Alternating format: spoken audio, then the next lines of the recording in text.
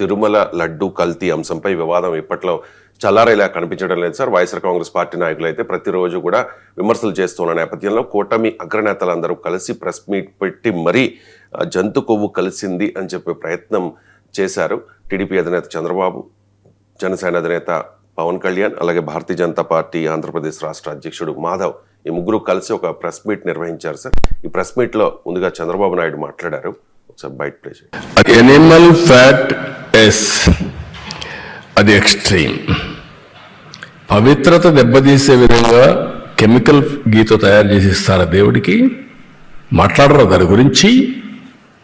Okay, నువ్వు CBI చెప్పింది అంటున్నారు కదా, సిబిఐ చెప్పింది కదా కెమికల్స్ మిక్స్ అయినాయని, కల్తీ అని చెప్పారు కదా, పామాయిల్ అని చెప్పారు కదా, నెయ్యి లేదని చెప్పారు కదా, నువ్వు మాట్లాడు. మహాపాపం కదా ఇది. ఆ మహాపాపాన్ని గురించి క్షమాపణ చెప్పక్కర్లేదు దేవుడికి? తప్పుకు చెంపలేసుకోవాల్సిన పని లేదా? Right. Deputy CM and Janasena party అధినేత పవన్ కళ్యాణ్ మాట్లాడారు. ఎక్కడా కూడా సిబిఐ క్లీన్ చిట్ ఇవ్వలేదు అని చెప్పి పవన్ బయట. సిబిఐ కానీ ఎక్కడ క్లీన్ చిట్ ఇవ్వలేదు. క్లీన్ చిట్ ఎక్కడ ఇవ్వలేదు. వాళ్ళు వెరీ క్లియర్ కట్గా చెప్పింది ఈ నెయ్యిలో పూర్తిగా ఇది ప్లాంట్ బేస్డ్, అంటే ఇది దీంట్లో నెయ్యి మన పాల నుంచి పాల కొవ్వు నుంచి రావాల్సింది, దీంట్లో ఇది లేదు. చాలా చాలా స్పష్టంగా అది చెప్పారు. మిగతాయి మేము నిర్ధారించలేకపోతాం, మా దగ్గర ఇన్ఫర్మేషన్ లేదు అనేది ఒక రిపోర్ట్ వాళ్ళు చెప్పింది. అలాగే national dairy development board very క్లియర్గా చెప్పింది దీంట్లో ఫిష్ ఆయిల్, అలా గొడ్డు కొవ్వు, పంది కొవ్వు, ఇవన్నీ లార్డ్ మన ఇంగ్లీష్ పదాలతో ఇవి ఉండే అవకాశాలు ఉన్నాయి. చాలా స్పష్టంగా వాళ్ళు ఇచ్చారు. ఈ ప్రాసెస్లో వీళ్ళు దీన్ని కూర్చోబెట్టి అడ్డగోలుగా మాట్లాడితే, ఎందుకంటే వీళ్ళకి ఏ రోజు కూడా ఈ ధర్మం మీద వాళ్ళకి గౌరవం లేదు. ఇక భారతీయ జనతా పార్టీ నాయకులు ఎందుకో ఈ తిరుమల లడ్డు కల్తీ అంశం మీద పెద్దగా మాట్లాడడం లేదు. కానీ నిన్న భారతీయ జనతా పార్టీ ఆంధ్రప్రదేశ్ రాష్ట్ర అధ్యక్షుడు మాధవ్ దీని మీద స్పందించారు సార్. ఒకసారి మాధవ్ బయట కూడా ముఖ్యంగా రాష్ట్రంలో అన్య మతస్థుల యొక్క ప్రాబల్యం పెంచే ఒక ప్రయత్నం, దాన్ని ఒక ఓటు బ్యాంక్ గా మార్చుకోవాలనే ఒక ఆలోచన, దీనికి పరాకాష్ట ఇది. ఆ విధంగా దేవాలయాలపై ఏం దాడులు జరిగినా ఏమీ జరగదు. పవిత్రమైన లడ్డు ప్రసాదాన్ని కూడా దాని పవిత్రత తగ్గించినా కూడా ఏమీ కాదు. ఆగమాలు అలాగే మిగతా అన్ని వ్యవస్థలు, సేవలు, వీటన్నిటిలో భగ్నం కలిగించే విధంగా నిబంధనలు అన్ని కూడా తిలోదాఖలాలు ఇచ్చి ముందుకెళ్తున్న తీరు, అలాగే రివర్స్ టెండరింగ్ చేయడం జరిగింది. ఏ విధంగా నిబంధనలు అనేవి తొంగలో తొక్కి అనేక రకాల పేరాలు మార్చి ఎవరికైతే అర్హత లేదో అర్హత లేని వాళ్ళు ఎవరి వాదన వాళ్ళు వినిపిస్తూ ఉన్నారు. ఇప్పటికీ కూడా వైఎస్ఆర్ కాంగ్రెస్ పార్టీ నాయకులు ఏ కల్తీ జరగలేదు అని చెప్పుకునే ప్రయత్నం చేస్తూ ఉన్నారు. కానీ జంతు కొవ్వు కలిసింది అని చెప్పే ప్రయత్నం కూటమి నేతలు చేస్తున్న పరిస్థితి ఏంటి సార్? ఆంధ్రప్రదేశ్లో ఈ పార్టీల రాజకీయ వ్యూహ ప్రతివ్యూహాలు ఏంటి సార్? ఈ తిరుమల లడ్డు అంశం దేవుని లడ్డు పైన రాజకీయ వ్యూహ ప్రతివ్యూహాలు ఎందుకు ఉండాలి? First question. దేవుని లడ్డు పైన రాజకీయ వ్యూహ ప్రతివ్యూహాలు ఎందుకు ఉండాలి అనేది ఫస్ట్ క్వశ్చన్. రెండవది, మీరు కూటమి నేతలందరూ జంతు కొవ్వు కలిసిందని చెప్పే ప్రయత్నం చేశారు అని అన్నారు. అది రాంగ్. అది బీజేపీ ఎక్కడా అనలేదు. బీజేపీ ఎక్కడా జంతు కొవ్వు కలిసిన పదం అనలేదు. మాధవ్ ప్రెస్ కాన్ఫరెన్స్ నేను చూశాను, నాకు గుర్తున్నంత వరకు మాధవ్ అనలేదు. మరి మనము కూటమి నేతలందరూ జంతు కొవ్వు కలిసింది అని చెప్పే ప్రయత్నం చేశారంటే తప్పు కదా. అంటే అదే ప్రెస్ మీట్ లో ఉన్న మాధవ్ అనలేదు, బట్ ఖండించాలి కదా. అది జాయింట్ ప్రెస్ కాన్ఫరెన్స్ ఎలా ఖండిస్తారండి? ఇప్పుడు జాయింట్ ప్రెస్ కాన్ఫరెన్స్ పెట్టి కూటమి నేతలతో ఉండి ఖండిస్తారు. అది you can't expect it and you should not ask for it. అది న్యాయం కాదులేండి. కానీ మీకు అయినా ఈ did not own it, very clear, disown చేసుకున్నారు. సో ఎక్కడ ఇప్పటికైనా పోనీ మాధవ్ అనిపించండి. నేను అయిపోయింది, నిన్న ప్రెస్ కాన్ఫరెన్స్ పక్కకు పెట్టండి. మీరు ఆంధ్రప్రదేశ్ బీజేపీ నాయకులతోనూ భారతీయ జనతా పార్టీ జాతీయ నాయకులతోనూ ఆర్ఎస్ఎస్ అధినేత సర్సంఘచాలక్ మోహన్ భగవత్తోనూ ఒక్క మాట తిరుమల లడ్డులో జంతు కొవ్వు కలిసింది అని చెప్పమనండి. భారతీయ జనతా పార్టీ నాయకులు ఏ ఒక్కరు కూడా చెప్పట్లేదు. మరి దట్స్ ద పాయింట్. బీజేపీని మించిన హిందుత్వవాదులు ఎవరున్నారని చెప్పండి. చంద్రబాబు నాయుడు బీజేపీని మించిన హిందుత్వవాదా? సో వాళ్ళు ఎందుకు? మీ కూటమిలో భాగం కదా. ఇప్పుడు నేను చెప్పేది పక్క పెట్టండి, వైసీపీ వాళ్ళు ఏమంటారనేది అసలే పక్కకు పెట్టండి. ఫండమెంటల్ క్వశ్చన్ ఇక్కడ మీకు జంతు కొవ్వు కలిసిందా లేదా? ఇప్పుడు మీకు చంద్రబాబు నాయుడు కూడా ఏమంటున్నారు, ఎనిమల్ ఫ్యాక్ట్ ఇది ఎక్స్ట్రీమ్, అది పక్క పెట్టండి, మీతో చెప్పండి అంటున్నారు. నా క్వశ్చన్ ఏంటంటే, మొదటి నుంచి నేను అడుగుతున్న ప్రశ్న, క్లీన్ చిట్ ఇచ్చింది సిబిఐ అని చెప్పుకుంటున్నారు వైసీపీ నేతలు, అది క్లాదో పవన్ కళ్యాణ్ వివరించారు, కరెక్ట్. క్లీన్ చిట్ ఇవ్వలేదు సిబిఐ, వెరీ క్లియర్. మళ్ళీ చెప్తున్నాను, సిబిఐ ఛార్జ్ షీట్ ఎవరికి క్లీన్ చిట్ ఇవ్వలేదు, కల్తీ జరగలేదు అని చెప్పలేదు, క్లియర్గా కల్తీ జరిగిందనే చెప్పింది. ఈ కల్తీ వెనకాల క్రిమినల్ కాన్స్పిరసీ ఉంది, నేరపూరిత కుట్ర ఉంది అని చెప్పింది. సో ఆ కుట్ర ఎలా జరిగిందో వివరంగా చెప్పింది, దాంట్లో ఏమీ డిస్ప్యూట్ లేదు. అది ఛార్జ్ షీటు, జడ్జిమెంట్ కాదు. దాన్ని కోర్టుకు పోతుంది, కోర్టులో వాద ప్రతివాదాలు వింటారు, జడ్జిమెంట్ వస్తుంది, జడ్జిమెంట్ వచ్చేదాకా ఆగుదాం. కానీ సిబిఐ ఛార్జ్ షీట్ నుంచి ఇచ్చిందనే తప్పు. కానీ ఛార్జ్ షీట్నే వర్డిక్ట్గా కూటమి నేతలు చెప్పడం కూడా తప్పే. ఛార్జ్ షీట్ క్లీన్ చిట్ ఇచ్చిందని వైసీపీ నేతలు చెప్పే తప్పు, కల్తీ జరగలేదనే క్లీన్ చిట్ ఇచ్చిందని వైసీపీ నేతలు చెప్తే అది పూర్తిగా తప్పు. క్లీన్ చిట్ ఛార్జ్ షీట్లో ఇవ్వలేదు, ఛార్జ్ షీట్లో కల్తీ జరిగిందని స్పష్టంగా చెప్పారు. సింథటిక్ గీ, అది ఒక్క చుక్క పాలు లేకుండా చేసిన నెయ్యి, పామాయిలు, రసాయనికాలతో కలిపి చేసిన నెయ్యి అని ఛార్జ్ షీట్లో చెప్పారు. సో ఆ 200 పేజీల పైగా ఛార్జ్ షీట్ నేను చదివాను కనుక చెప్తున్నాను. సో ఎక్కడా క్లీన్ చిట్ ఇవ్వలేదు, కల్తీ జరగలేదని చెప్పలేదు, ఫస్ట్ పాయింట్. ఇక్కడ వైసీపీ నేతలు ఎవరైనా అసలు కల్తీ జరగలేదని ఛార్జ్ షీట్లో చెప్పారు, క్లీన్ చిట్ ఇచ్చారంటే తప్పది. కానీ ఈ ఛార్జ్ షీట్నే వర్డిక్ట్గా, జడ్జిమెంట్గా భావించి కూటమి నేతలు చెప్పడం కూడా రైట్ కాదు. ఎందుకు కాదంటే అది ఛార్జ్ షీట్, అది విచారణ చేసిన వ్యవస్థ ఒక చేస్తున్న ఛార్జ్ షీట్ అంటే ఏంటి, దాని తెలుగులో ట్రాన్స్లేట్ చెప్పండి, తీర్పు అని వస్తుందా? ఆరోపణ పత్రము, అదే దాని పేరే అది కదా. ఛార్జ్ షీట్ అని మీరు గూగుల్ ట్రాన్స్లేట్లో కొట్టి ఒకసారి చూపెట్టండి. ఛార్జ్ షీట్, జడ్జిమెంట్, వర్డిక్ట్, ఈ రెండు వేరు వేరు పదాలు కదా. ఛార్జ్ షీట్ అంటే ఆరోపణ పత్రం, దాని ఆరోపణ పత్రంగానే చూడాలి, దాని తీర్పుగా చూడలేము. సో అది let the verdict come, let us wait. ఎందుకంటే దేవుని లడ్డు ఇది, నార్మల్ సాధారణ కల్తీ కాదు ఇది. అందువల్ల దేవుని లడ్డు పైన అనుమానాలతో మాట్లాడకూడదు. ఇవాళ మీరు తెలంగాణ ఎడిషన్లో పేపర్లో చూడండి, అనుమానాలతో, ఆరోపణలతో పరీక్షలను రద్దు చేయలేము, ఇది పేపర్లో వచ్చింది. చూడండి, ఏ పేపర్ గుర్తులేదు కానీ ఇవాళ పేపర్లో వచ్చింది, అనుమానాలు, ఆరోపణలతో పరీక్షలను రద్దు చేయలేము, ఇది పేపర్లో వచ్చింది. గ్రూప్ 1. అనుమానాలు, ఆరోపణలతో పరీక్షలే రద్దు చేయలేకపోతే అనుమానాలు, ఆరోపణలతో పదికో గొడ్డుకో కలిసిందని చెప్పచ్చా? అది దయచేసి ఒకసారి ఆలోచించారు. డిసెంబర్ జరుగుతున్నాం, ఈనాడులో వచ్చింది సార్. అరే గ్రూప్ 1 పరీక్షలే రద్దు చేయలేము హైకోర్టు చెప్తుంది.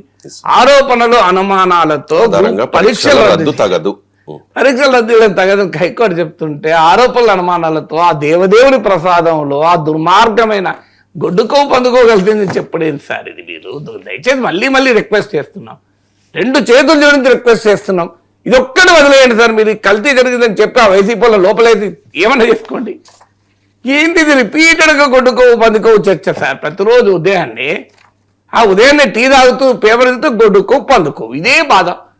అరే ఏంది బాధ సార్? నాకు అర్థం కాని విషయం ఇది. అదే ఎక్కడ అనుమానాల, ఆరోపణలతో ఎవడైనా పరీక్ష రద్దు చేయనప్పుడు దేవుని లడ్డును మీద తీర్పులు చెప్తారా చెప్పండి? ఇక కల్తీ అన్నది, కెమికల్ కల్తీ అన్నది ఛార్జ్ షీట్లో ఉంది, అది కూడా ఆగండి అంటున్నాను నేను.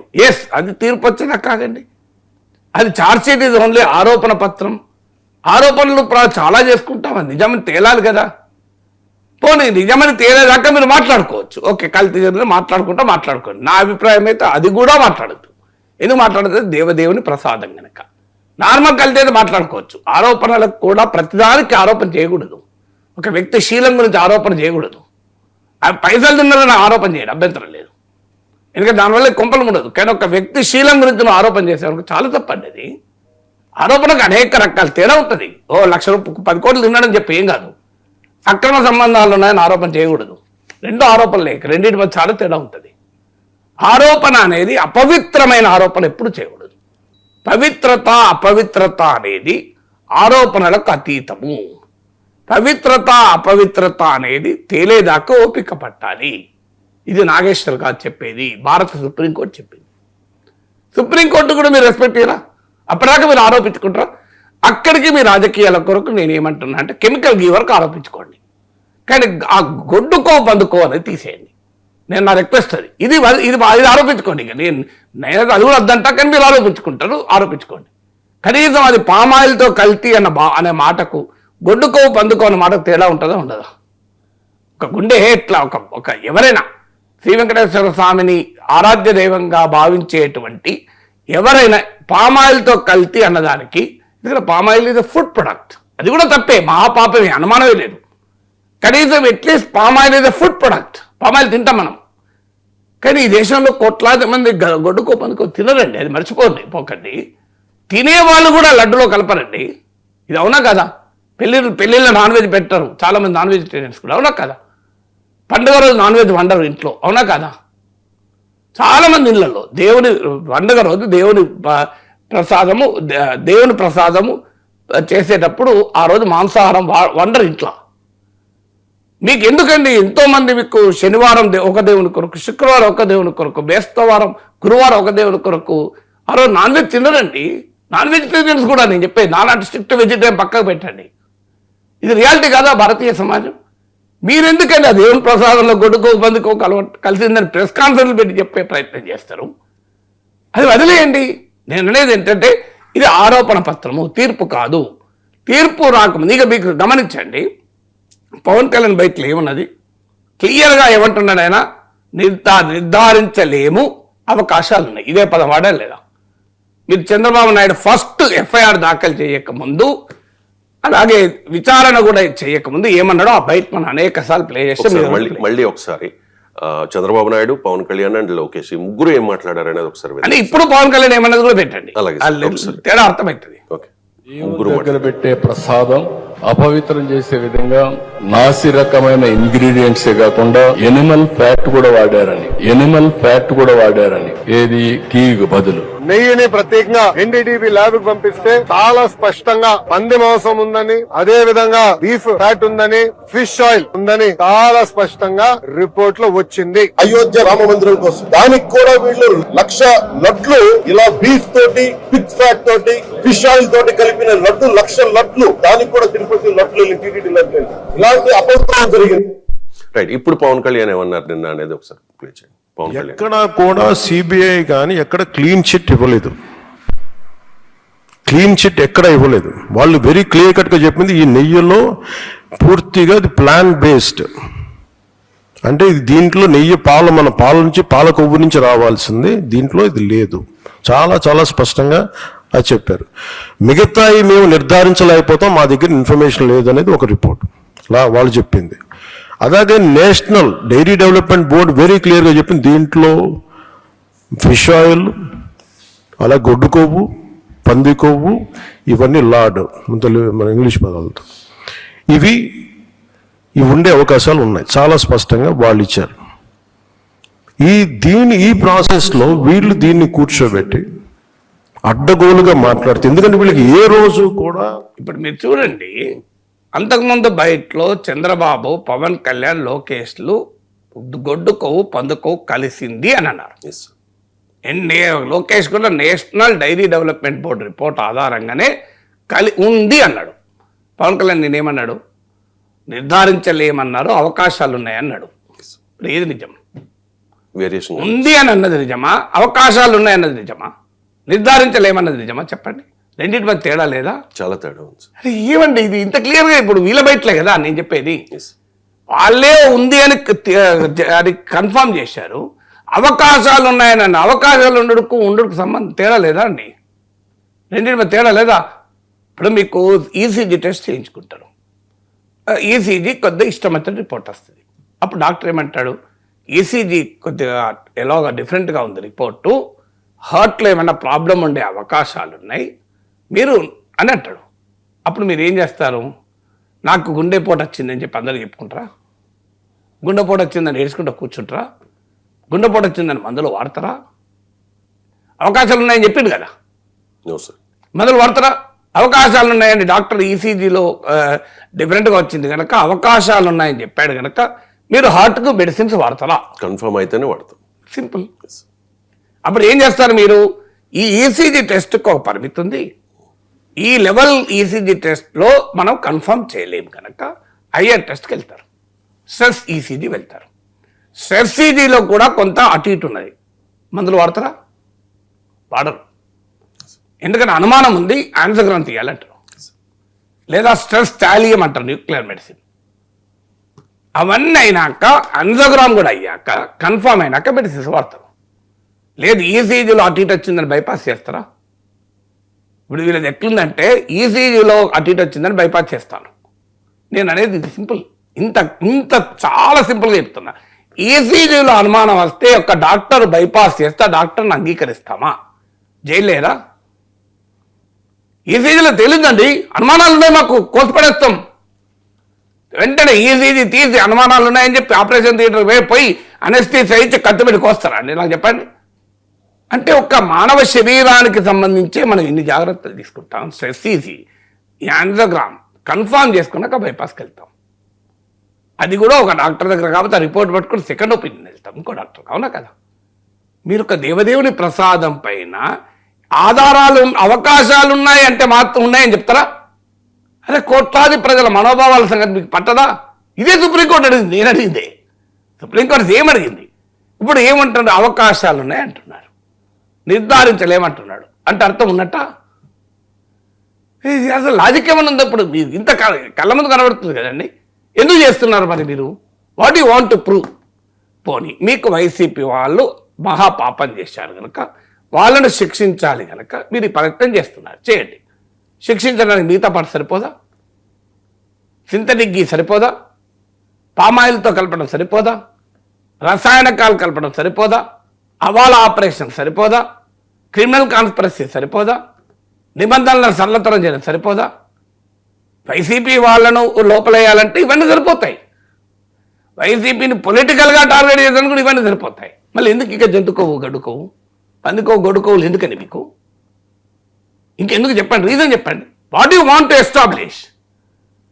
ఛార్జ్షీట్లో కల్తీ జరిగిందని క్లియర్గా చెప్పింది, క్రిమినల్ కాన్స్పిరసీని ఎక్స్ప్లెయిన్ చేసింది, మోడస్ ఆపరెండి అని వివరంగా చెప్పింది, అవాలా ట్రాన్సాక్షన్స్ ఉన్నాయన్నది. ఈడీ ఎంటర్ అయితే అవాలా ట్రాన్సాక్షన్ కూడా పట్టుకోవచ్చు, ఎవరి నుంచి ఎవరి డబ్బులు పోయినాయని. ఆ వైవి సుబ్బారెడ్డి పిఏ పేరుంది, అన్నీ ఉన్నాయి కదా. నీకు ఏం కావాలి? మీకు వైసీపీ వాళ్ళని మీరు చర్యలు తీసుకోవడానికి కోర్టుకు వెళ్ళండి, కోర్టులో వాద ప్రతివాదాలైనా కోర్టులో నేనే రుజువైతే వైసీపీల మీద చర్యలు తీసుకోండి, సింపుల్ కదా. ఈలోగా ప్రెస్ కాన్ఫరెన్స్లు పెట్టి గొడుగు బందుకు ఉన్నదని చెప్పడం ఎందుకండి? నాకు తెలియదు, మరి మీకే తెలియాలి. రాష్ట్రం అంతటా బ్యానర్లు కట్టి చూపెడుతున్నారట అంటున్నారు, అది ఆరోపణ. మరి ఎంత నిజమన్నా తెలియదు. బ్యానర్స్ పెట్టారు సార్. అది అన్యాయం కదండి, బ్యానర్లు పెట్టి ప్రచారం చేసుకుంటానండి. ఒక హిందూ మతాన్ని అభిమానించేవాడు మా దేవుని ప్రసాదంలో గొడ్డుకు ఉంది పందుకు ఉందని చెప్పుకుంటాడని ఎవడన్నా? అసలు మళ్ళీ హిందూ మతానికి మేము చాలా గొప్ప టేకదారులం జిమ్మదారులం అంటున్నారు. అరే హిందూ మతాన్ని నమ్మేవాడు ఎవడైనా బ్యానర్లు కట్టుకొని మా దేవుని ప్రసాదంలో మా తిరుమలేశ్వరుని లడ్డులో గొడ్డుకో ఉంది పందుకో ఉంది తెలుసా అని చెప్తానండి ఎవడన్నా? అసలు ఏమింది ఇది? మీ రాజకీయం కొరకు దేవుణ్ణి ఎందుకు బలి చేస్తారు? దేవుని ప్రసాదాన్ని ఎందుకు బలి చేస్తారు? కోట్లాది హిందువుల భక్తి నమ్మకాలను ఎందుకు అన్యాయం చేస్తారండి? మీకు వైసీపీని టార్గెట్ చేస్తానికి సరిపోయినంత డేటా ఉంది ఛార్జ్షీట్లో. వైసీపీ వాళ్ళని అరెస్ట్ చేస్తానికి, లోపలేస్తానికి, శిక్షించడానికి క్లియర్గా డేటా ఉంది. ఆ డేటా సరిపోతుంది, కోర్టుకు వెళ్ళండి ఆ డేటాతోని. అది నిజమని తేల్చితే సరిపోతుంది కదా. మరి అది వదిలేసి గొడుగో పదుకో వెనకాల పడతారు ఎందుకండి ఈ పల్లెక? మరి ఆ ప్రెస్ కాన్ఫరెన్స్లో మళ్ళీ బీజేపీ ఒప్పుకోదు. నేను ఇప్పటికే సవాల్ చేస్తున్నా చంద్రబాబు, బీజేపీతో చెప్పించండి, ఆర్ఎస్ఎస్ సర్సంఘచాలకుతో చెప్పించండి,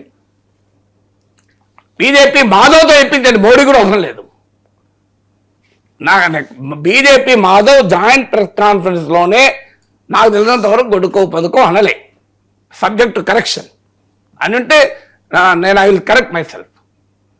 అనలేదు అని నాకున్న నా అవగాహన, అనడు అని నా నమ్మకం. అట్లీస్ట్ బీజేపీ హానెస్ట్ అని ఆ విషయంలో. బీజేపీ దేవుడి విషయంలోనైనా ఇలాంటి అపవిత్రమైన పదాలు వాళ్ళు అనరు అని నా నమ్మకం. దేవుని రాజకీయంగా వాడుకునే కావచ్చు వాళ్ళు, కానీ ఎంత రాజకీయంగా వాడుకున్నా వాళ్ళు దైవభక్తులు. దేవుని మీద అయితే వాళ్ళ భక్తిని మనం క్వశ్చన్ చేయలేము. ఆ దేవుని మీద భక్తులు రాజకీయంగా వాడుకోవడం ఒక డైమెన్షన్, భక్తి లేకపోవడం ఇంకో డైమెన్షన్ కదా. వాళ్ళకి ఖచ్చితంగా దేవుని మీద భక్తి ఉందన్న నమ్మకం మాధవ్కు. ఆయన మాధవ్ అన్నాడు అన్న నమ్మకం, అన్నాడో చూపెట్టండి. మరి మీరు సరసంఘ చాలక్ ఐ థింక్ ఆంధ్రప్రదేశ్ వచ్చి తిరుపతికి వచ్చినట్టున్నారు కదా, మరి సరసంఘ చాలక్ ఈ మధ్య ఆంధ్రప్రదేశ్ వచ్చి చంద్రబాబు నాయుడు కూడా పార్టిసిపేట్ చేశారు కదా, ఎస్ సార్ 1 month అవుతుంది. అన్నాడా మరి ఆయన? No sir. అంటే తిరుమలలో లడ్డు కలిపి జడ్డు కొవ్వు గొడ్డుకో పందుకోతో కలిపితే మోహన్ భగవత్ అన్నాడా ఈ దేశంలో? అసలు మోహన్ భగవత్ కూడా ఈ దేవుని మీద భక్తి లేదా? మీ జాయింట్ ప్రెస్ కాన్ఫరెన్స్లో బీజేపీ అనడం లేదు, అది దీనికి ఆన్సర్ చెప్పాలి కదా ఫస్ట్. పోనీ మీరు ఇప్పుడు చంద్రబాబు నాయుడు కూడా ఏమంటున్నాడు, ఎనిమల్ ఫ్యాక్ట్ అదొక ఎక్స్ట్రీమ్, అది వదిలేయండి అంటాను ఆయన కూడా. మీరు గమనించండి, మీరు కావాలంటే అబ్బాయి చూడండి. సో ఇంత క్లియర్గా పవన్ కళ్యాణ్ నిర్ధారించలేము. Yes correct, national dairy development board నిర్ధారించలేము అన్నది, national dairy research institute. National dairy development suspected adulterants అన్న పదం వాడింది. Correct, Pawan Kalyan present press conference correct, అంతకుముందు మాట్లాడింది కరెక్ట్ కాదు. సస్పెక్టెడ్ అడల్టరెన్స్ అన్నది అంటే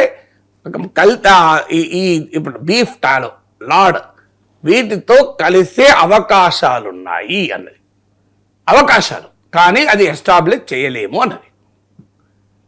దానికి సొల్యూషన్ ఏంటి? నేను ఇంతకుముందు చెప్పిన ఎగ్జాంపుల్, ఈసీజీలో గుండెకు ప్రాబ్లం ఉందనే అవకాశాలు ఉన్నాయి. ఏం చేయాలి? Stress ECG, angiogram. కానీ ఇప్పుడు ఏం చేస్తున్నారు, ఈసీజీ అటు అయిపోయింది, ఆపరేషన్ థియేటర్పైకి వస్తున్నారు. అలా గనక ఏ కార్డియా సర్జన్ చేస్తే ఇమ్మీడియట్గా చేయలేదు, డౌటే లేదు.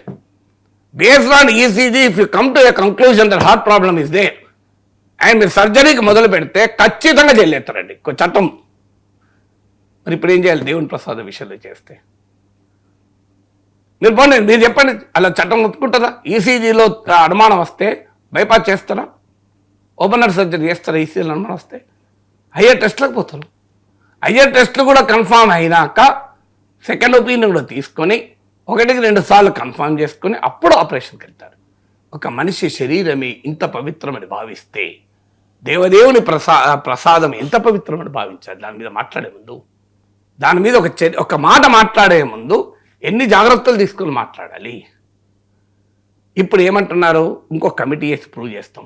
ఇప్పుడు మీకు కావాల్సింది ఏం చెప్పండి? ఇప్పుడు ఈ ఛార్జ్షీట్లో లేదు కనుక ఇంకో కమిటీ వేసి ప్రూవ్ చేస్తాం, ఆ కమిటీ అనకపోతే ఇంకో కమిటీ వేసి ప్రూవ్ చేస్తాం, ఎటు తిరిగి మేము గొడుగు కలిసిందని చెప్తాం. ఏంటిది మీకు ఇంత కోరిక ఎందుకండి? నాకు అర్థం కాదు. పవిత్రమైన లడ్డులో గొడ్డుకో పందుకో కలిసిందని నిరూపించడానికి మీకు ఇంత తాపత్రయం ఏంటి? ఇంత తపన ఏంటి? పోనీ రాజకీయ ప్రత్యర్థులు ఎదుర్కోవడానికి సరిపోయినంత డేటా ఉండగా మళ్ళీ అది కూడా పోనీ ఏదో రాజకీయాలకు చేస్తున్నారు అని సర్దుపుచ్చుకున్నామంటే సరిపోతుంది. జగన్ లోపలేసడానికి, జగన్ ప్రభుత్వాన్ని డాక్లో పెట్టడానికి అది మిగతా పాటు సరిపోతుందండి సింథటిక్ ఘీ అనేది. మీరు గమనించండి, పవన్ కళ్యాణ్ అట్లా పూర్తిగా ప్లాంట్ బేస్, మీరు పదవి వినండి కావాలంటే మళ్ళీ ప్లే చేయండి, పూర్తిగా ప్లాంట్ బేస్ అన్నాడు. మరి ఎనిమల్ ఫ్యాట్ ఎక్కడ అన్నాడు? మళ్ళీ విన్నాం సార్. అవును, బయట ఇక్కడ కూడా సిబిఐ కానీ ఎక్కడ క్లీన్ చిట్ ఇవ్వలేదు, క్లీన్ చిట్ ఎక్కడ ఇవ్వలేదు. వాళ్ళు వెరీ క్లియర్ కట్గా చెప్పింది ఈ నెయ్యిలో పూర్తిగా ప్లాన్ బేస్డ్. విన్నారా మీరు? ఏమంటున్నాడు? పవన్ కళ్యాణ్ చెప్తున్నాడు, ఇవాళ కరెక్ట్ చెప్తున్నాడు, క్లీన్ చిట్ ఇవ్వలేదు, డౌట్ లేదు, కరెక్ట్. ఇది పూర్తిగా ప్లాంట్ బేస్డ్. మరి పూర్తిగా ప్లాంట్ బేస్డ్ ఇంకొద్దిగా జంతుకో ఎందుకు వస్తుంది ఇలా? పవన్ కళ్యాణ్ పూర్తిగా ప్లాంట్ బేస్డ్ అన్నాడు. పూర్తిగా ప్లాంట్ బేస్డ్ అయినాక జంతుకో కొద్దిగా ఇట్లా కలుస్తుంది. 90% ప్లాంట్ బేస్ అను 10% కలచడానికి స్కోప్ ఉంటుంది. 99% ప్లాంట్ బేస్డ్ అను 1% కలచడానికి స్కోప్ ఉంటుంది. పూర్తిగా ప్లాంట్ బేస్డ్ తర్వాత ఏమున్నది? నిర్ధారించలేము, అవకాశాలు ఉన్నాయి. మళ్ళీ పేరు కావాలంటే నిర్ధారించలేము, అవకాశాలు ఉన్నాయి. పూర్తిగా ప్లాన్ బేస్డ్ అంటే ఇది దీంట్లో నెయ్యి మన పాల నుంచి పాల కొవ్వు నుంచి రావాల్సింది, దీంట్లో ఇది లేదు. చాలా చాలా స్పష్టంగా అది చెప్పారు. మిగతాయి మేము నిర్ధారించలేకపోతాం, మా దగ్గర ఇన్ఫర్మేషన్ లేదు అనేది ఒక రిపోర్ట్. అంతే. తర్వాత వచ్చేది చూడండి, మళ్ళీ ఎందుకు ఆపుతారు? అవకాశాలు ఉన్నాయని దీంట్లో లేదనేది ఒక రిపోర్ట్ వాళ్ళు చెప్పింది. అలాగే national dairy development board very క్లియర్గా చెప్పింది దీంట్లో ఫిష్ ఆయిల్, అలా గొడ్డు కొవ్వు, పంది కొవ్వు, ఇవన్నీ లార్డ్ మన ఇంగ్లీష్ పదాలతో ఇవి ఉండే అవకాశాలు ఉన్నాయి. చాలా స్పష్టంగా వాళ్ళు అవకాశాలు ఉన్నాయి అన్నాడు కదా. మీరు ఒక్కసారి లోకేష్ మళ్ళీ ప్లే చేయండి. Same national dairy development report quote చేసి ఆయన ఏమన్నాడు చూడండి. లోకేష్ ఎనిమల్ ఫ్యాట్ కూడా వాడారు. బయట ఉంది. ఏది? Continuous బయట లోకేష్ నెయ్యిని నుంచి ప్రత్యేకంగా ఎన్డీడీబీ ల్యాబ్ కు పంపిస్తే చాలా స్పష్టంగా పంది మాంసం ఉందని, అదే విధంగా బీఫ్ ఫ్యాట్ ఉందని, ఫిష్ ఆయిల్ ఉందని చాలా స్పష్టంగా చూడండి, ఇలా తేడా చూడండి మీరు. పవన్ కళ్యాణ్ ఏమో లార్డ్ గొడ్డు పంది కొవ్వు గొడ్డు కొవ్వు ఉందని అవకాశాలు ఉన్నాయని చెప్పి అన్నాడు. చాలా స్పష్టంగా ఉందని చెప్పిందని లోకేష్ అన్నాడు. మీరు మళ్ళీ మళ్ళీ ప్లే చేసుకుని వినండి కావాలంటే. పవన్ కళ్యాణ్ ఏమో ఇప్పుడు ఏమంటున్నాడు, అవకాశాలు ఉన్నాయని NDDB, same NDDB Yes. National dairy development board రిపోర్ట్నే లోకేష్ ఆనాడు కోట్ చేశాడు. పవన్ కళ్యాణ్ ఈరోజు కోట్ చేస్తున్నాడు. పవన్ కళ్యాణ్ కోట్ చేస్తున్న దాంట్లోనో అవకాశాలు ఉన్నాయని అంటున్నాడు. అలా లోకేష్ అంటున్న దాంట్లోనేమో మీకు ఉందని అన్నాడు. మళ్ళీ ఒకసారి దయచేసి ప్లే చేయండి. పవన్ కళ్యాణ్ది, లోకేష్ది, నేషనల్ డైరీ డెవలప్మెంట్ బోర్డుదే మనం కంపేర్ చేసి చూద్దాం. దేవుని దగ్గర పెట్టే ప్రసాదం, దేవుని దగ్గర ఎన్డీడీబీ ల్యాబ్ కు పంపిస్తే చాలా స్పష్టంగా పంది మాంసం ఉందని, అదే విధంగా బీఫ్ ఫ్యాట్ ఉందని, ఫిష్ ఆయిల్ ఉందని చాలా స్పష్టంగా రిపోర్ట్ లో వచ్చింది. అయోధ్య ఆ దగ్గర ఇన్ఫర్మేషన్ లేదనేది ఒక రిపోర్ట్ వాళ్ళు చెప్పింది. అలాగే national dairy development board very clear గా చెప్పింది, దీంట్లో ఫిష్ ఆయిల్, అలా గొడ్డు కొవ్వు, పంది కొవ్వు, ఇవన్నీ లార్డ్ మన ఇంగ్లీష్ పదాలతో ఇవి ఉండే అవకాశాలు ఉన్నాయి. చాలా స్పష్టంగా వాళ్ళు ఇచ్చారు. అంటే లోకేష్ ఏమో స్పష్టంగా ఉందని చెప్పింది అంటున్నాడు నేషనల్ డెవలప్మెంట్ బోర్డులో. పచ్చి అబద్ధం అది. మీరు కావాలి నేషనల్ డెవలప్మెంట్ రిపోర్ట్ తీసి చూడండి. అది అబద్ధం అని పవన్ కళ్యాణ్ చెప్తున్నాడు. ఇప్పుడు మీరు గమనించండి. మరి ఎట్లా చెప్పాడు లోకేష్? అంటే దేవదేవుడి ప్రసాదములో స్పష్టంగా ఉందని ఉందని కన్ఫర్మ్ కాకపోయినా కన్ఫర్మ్ అయిందని ఎన్డీడీబీ రిపోర్ట్ లోకేష్ ఎట్లా చెప్పాడు? నాకు చెప్పండి. అన్యాయం కాదా అది? ఇంతకన్నా అన్యాయం కాదా? అన్యాయమా కాదా? స్పష్టంగా ఉందని ఉంటే మరి పవన్ కళ్యాణ్ అవకాశాలు ఉన్నాయి. రెండింటి మధ్య తేడా లేదా? చాలా తేడా ఉంది. మీరు కావాలంటే ఎన్డీడీబీ రిపోర్ట్ నేను చదివాను కదా చెప్తున్నా. సస్పెక్టెడ్ అడల్టరీస్ అన్నది కరెక్ట్. పవన్ కళ్యాణ్ చెప్తున్నది కరెక్ట్. ప్లీజ్ లోకేష్ జీ, ఎక్కడ స్పష్టంగా ఉందో ఇంగ్లీష్లో చదివి తెలుగులో ట్రాన్స్లేట్ చేసి గూగుల్ ట్రాన్స్లేట్ చేసి చూపెట్టండి మాకు. ఎన్డీడీబీ రిపోర్ట్ నేను చెప్పేది అది ఫైనల్ కాదు. మళ్ళీ ఇంకో రిపోర్ట్ కూడా నేషనల్ డైరీ రీసెర్చ్ ఇన్స్టిట్యూట్ మీరు కోట్ చేస్తున్న ఎన్డీడీబీ రిపోర్ట్లోనే ఏముందో ఒక్కసారి పలానా పేజీలో చూపెట్టి మీరు పవన్ కళ్యాణ్ కూర్చొని ఇంగ్లీష్లో చదువుకొని తెలుగులో ట్రాన్స్లేట్ చేయించి కన్ఫర్మ్ కంక్లూజన్ వచ్చి ఒకటే చెప్పండి. ఒకతను డిప్యూటీ చీఫ్ మినిస్టర్ కానీ మంత్రి కదా, ఇద్దరు ఎట్లా వేరు వేరు చెప్తారు? Deputy chief minister of the state అంటున్నాడు అవకాశాలు ఉన్నాయని చెప్పింది, సస్పెక్టెడ్ అంటున్నాడు. మీరేమంటున్నారు? స్పష్టంగా ఉంది అన్నాడు. రెండింటి మధ్య తేడా ఉందా లేదా? మరి ఈ తేడాను ఎవరు ఫైనల్ చేయాలి? రిపోర్ట్లో చూపెట్టాలి కదా. నాకు తెలిసినంత వరకు I think Pawan Kalyan is right, not Lokesh. పోనీ లోకేష్ అని చెప్పమని పవన్ కళ్యాణ్ ఇస్ రాంగ్ అని. పవన్ కళ్యాణ్కి ఏం తెలియదు, ఆయనకు అర్థం కాలే ఇంగ్లీషు, ఆయన తప్పుగా అర్థం చేసుకున్నాడు. స్పష్టంగా ఉందాడా?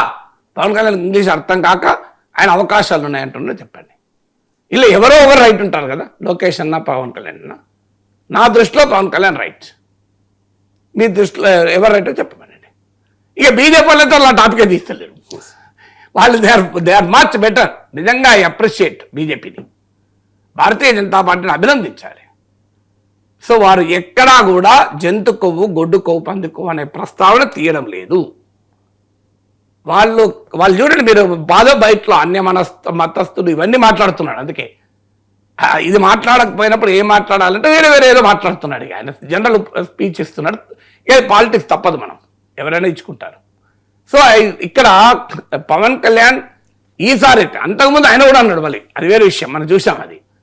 కానీ ఈసారి అయితే అనలేదు. ఎందుకంటే వాళ్ళు నియమించిన సిబిఐ చార్జ్, సిబిఐ ఎవరిదండి? కేంద్ర ప్రభుత్వం కింద ఉండేది. రాష్ట్ర పోలీస్ ఎవరిది? చంద్రబాబు నాయుడు కింద ఉండేది. మోడీ కింద ఉన్న, చంద్రబాబు నాయుడు కింద ఉన్న రెండు సంస్థలు కలిసి ఒక సిట్ ఏర్పాటు చేస్తే, అది కూడా సుప్రీంకోర్టు ఆదేశాల మేరకు ఆ సిట్ నిర్ధారించలేదు. పాయింట్ అది.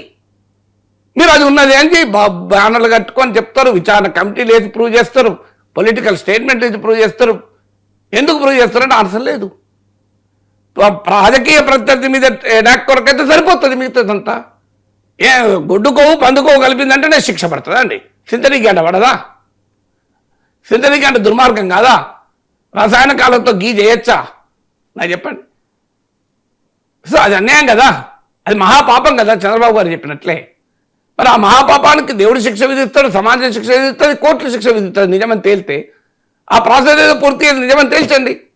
ఇప్పుడు ఓన్లీ ఇది ఆరోపణ ఛార్జ్షీట్, నిజమని తేల్చండి. నేనైతే కోరుకునేది దేవదేవుని ప్రసాదంలో కల్తీ లేదని బయటపడాలని కోరుకుంటాను. దేవదేవుని ప్రసాదంలో కల్తీ లేదు అని రావాలి అని కోరుకుంటాను. నా కోరిక అవుతుంది. మీ కోరిక ఎవరి కోరికలు ఎట్లున్నా నా కోరిక అయితే రావద్దు, ఇందులో ఏమీ లేదని తేలాలి. ఏమన్నంటే నాణ్యతా ప్రమాణాలు లోపం ఉండొచ్చు, ఉంటుంది. ఎందుకు అంటే కంట్రీ డిలైట్ నెయ్యి నేను పొద్దున ఆర్డర్ ఇచ్చిన 900 రూపాయలు, ఇంకో ఆర్గానిక్ నెయ్యి ఆర్డర్ ఇచ్చిన 4000 రూపాయలు, ఇంట్లో 2 నెయ్యిలు ఆర్డర్ ఇచ్చాను 330 340 తిరుపతి కొనే నెయ్యి. ఎట్లుంటుందండి? ఎట్లా వస్తే సాధ్యమైతే చెప్పండి. ఆవు నెయ్యి 1000 రూపాయలు అయినా అసలు ఎక్కడ దొరకదండి. మీ ఇంట్లో పాలవాన్ని అడగండి నాకు ఆవు నెయ్యి కావాలని. నేను ఛాలెంజ్ చేస్తాను, టీటీడీ ప్రైస్ కనుక ఆవు నెయ్యి మీరు సప్లై చేస్తే. I don't know the price in heritage, మీరు ఒకసారి వెరిఫై చేయండి లోపల. హెరిటేజ్లో ఆవు నెయ్యి ప్రైస్ ఎంత సాధ్యమే కదా. మీరు మీ ఇంటికి పాలు పోసే వాళ్ళకు అడగండి మీరు, లేదంటే మీరు ఏ సోర్స్ అని అడగండి, ప్యూర్ ఆవు నెయ్యి ఎంతకు దొరుకుతుందో. ఎంతటి తక్కువ రేట్లైనా 1000 రూపాయలకు తగ్గదు. ఇంకా మీకు ఖచ్చితంగా కర్రావుల నెయ్యే కావాలి, గంగిగోవుల నెయ్యే కావాలి, ఇంకా ప్యూర్ నెయ్యిని 2 రకాలు చేస్తారు. పాల నుంచి పాత సాంప్రదాయ పద్ధతిలో యశోదమ్మ శ్రీకృష్ణునికి తినిపించిన వెన్న పద్ధతి. అది పాలంతా మరగబెట్టి అందులోకి వెళ్ళి వెన్న తీసి ఆ వెన్న నెయ్యి చేసిన ఒక పద్ధతి. అది యదుకులంలో చేసిన యశోదమ్మ చేసిన పద్ధతి, బృందావనంలో చేసిన పద్ధతి. ఇక రెండో పద్ధతి ఏంటంటే మిషన్ల ద్వారా పాల నుంచి ఫ్యాట్ తీసి దాన్ని నెయ్యిగా మారుస్తారు. అప్పుడు లాభం ఏంటి అంటే అదనంగా ఖర్చు ఉండదు, ఆ మిల్క్ అమ్ముకుంటారు కనుక.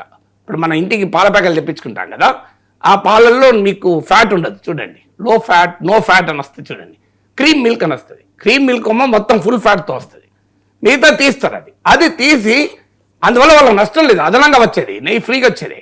ఎందుకంటే ఆల్రెడీ పాలకు రేటు మాకు అమ్ముకుంటున్నారు, అందువల్ల అది చీప్ ఉంటుంది, ఇది కాస్ట్లీ ఉంటుంది. మీరు సింపుల్ లెక్క కదండి ఇది. మీరు మీ ఇంట్లో అడగండి, మీకు రేపు పాలు పోసే అతన్ని అడగండి, మీకు ఆవు నెయ్యి ఎంత వస్తుందో. నేను ఆన్లైన్ లో చెక్ చేశాను సార్, ఆర్గానిక్ దేశీ కౌ ఘీ 2029 రూపాయలు ఎందులో అది జెప్టోలో చూసాను. అదే మరి చూడండి, అసలు ఇక్కడ దొరకదండి మన 300-400లకు 2000 రూపాయలు. మరి టీటీడీకి ఎట్లా దొరుకుతుందండి? పోనీకి స్కేల్ ఒప్పుకుంటారు, లక్షల టన్నులు అంత తేడా రాదు కదా. ఇప్పుడు లక్షల టన్నుల్లో ఒక 50 తగ్గుతుంది, 100 తగ్గుతుంది, 200 తగ్గుతుంది, సగానికి సగం తగ్గుతుంది. 2000 నుంచి 300 అవుతుందా, 400 అవుతుందా? ఇప్పుడు యాజ్ ఆఫ్ నౌ టీటీడీకి అడగానే మీరు ఏమైనా టీటీడీ వాళ్ళకి ఎంత కొంటున్నాయి? 350 సంథింగ్ సార్. మరి అంతే కదండి, సింపుల్ కదా. నాసి రకం ఉంటుంది, ఉండకుండా ఎట్లా నాసి రకం అంటే కల్తీ కాదు. నాణ్యతా ప్రమాణాల్లో ఇప్పుడు నేను చెప్పాను కదా మీకు నెయ్యి తీసే పద్ధతి. నెయ్యి సాంప్రదాయ పద్ధతిలో తీయాలి అంటే పాలను వేడి చేయాలి, బాగా వేడి, లేదా పాలను తోడు చేసి పెరుగును కవ్వం పట్టి బటర్ మిల్క్ తీసి ఆ కవ్వంతో వచ్చిన వెన్నను నెయ్యి చేయాలి. ఇది పద్ధతి. మా ఇంట్లో మా నాన్నమ్మ చేసేది, అందరూ ఎవరైనా పాత కాలంలో అలాగే చేసేవాళ్ళు. లేదు ఇప్పుడు రెండవ పద్ధతి ఏంటంటే పాలకు మిషన్ పెట్టి వాళ్ళకి తీస్తారు. అప్పుడు ఏమవుతుందంటే లాస్ లేదు, అదనంగా వచ్చే ఇది అడిషనల్ బెనిఫిట్ కనుక దానికి కాస్ట్ తక్కువ ఉంటుంది. జగపల్లని అది కూడా నాసిరకం అనలేము పద్ధతి. మొదటి రకంలో నీకు టేస్ట్లో కూడా తేడా ఉంటుంది, చాలా తేడా ఉంటుంది. మీరు ఇంట్లో ఈ 1000 రూపాయలు నెయ్యి తీసుకోండి, 4000 రూపాయలు నెయ్యి, 3000 రూపాయలు నెయ్యి తీసుకోండి, రుచిలో చాలా తేడా ఉంటుంది.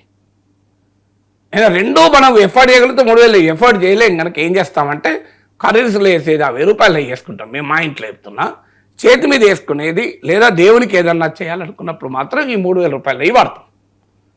అవకాశం ఉంటే 3000 రూపాయలు నెయ్యి అన్నిటికీ వాడచ్చు, కానీ చాలా కాస్ట్లీ కదా అని చెప్పి 1000 రూపాయలు ఇచ్చే నెయ్యి కల్తీ కాదు, అందులో పందుకోగలిసినట్టు కాదు. అసలు వాట్ ఈస్ దిస్ అండి? ఇది ఏం వ్యవహారం చెప్పండి మీరు ఒక్కసారి.